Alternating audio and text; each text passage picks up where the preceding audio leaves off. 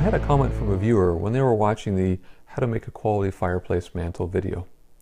They commented that it was a nice build on the mantel, but they were hoping for more information about how to attach the fireplace mantel to the wall. Now that I've installed the fireplace, you can't actually see the fasteners I've used to put it together.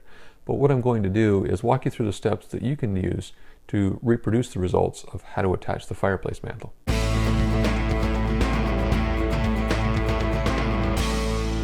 Here are the steps to install a fireplace mantel. First, assemble all the mantel pieces and get them ready. Then test fit the piece against the fireplace surface and the walls. The piece at the walls should have excess material. Scribe the sides to cut off the excess material. Then install blocking for the sides and the top, and then use nails or screws to drive through the sides and top into the blocking. I built this mantel with extra long sides on it. That way I could cut off the excess material and get a nice tight fit at the quartz. When I first did a test fit, there would have been a large gap here. That's because the sides were intentionally longer than they should have been.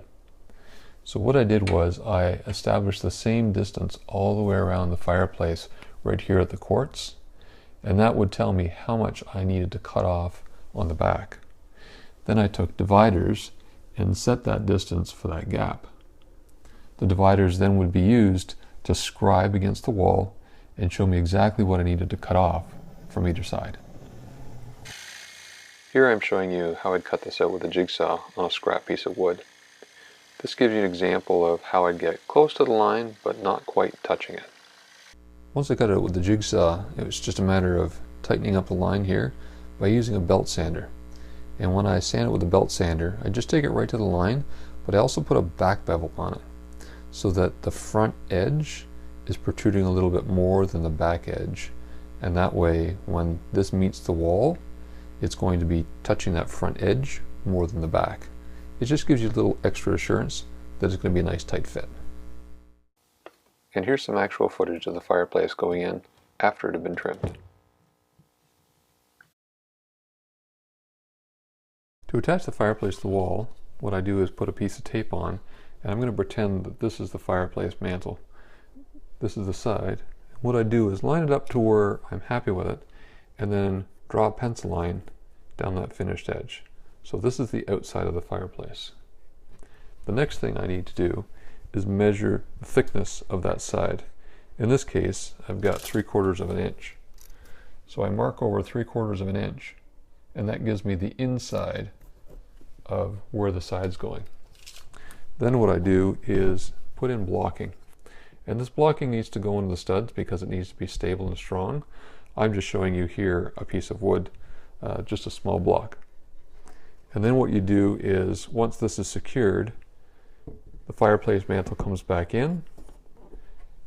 Then you drive a nail through the side into the blocking.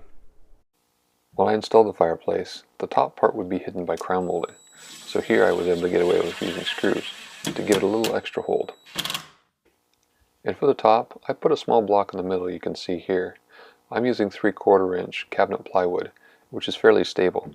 If you're using something like MDF, I suggest putting blocking all the way across to make sure you don't end up with any sags.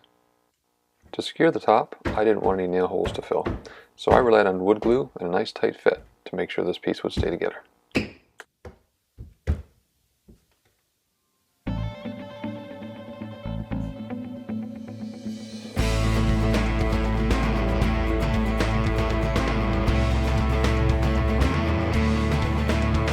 Thanks for watching. If you'd like to leave a comment on one of our videos, we're happy to answer questions.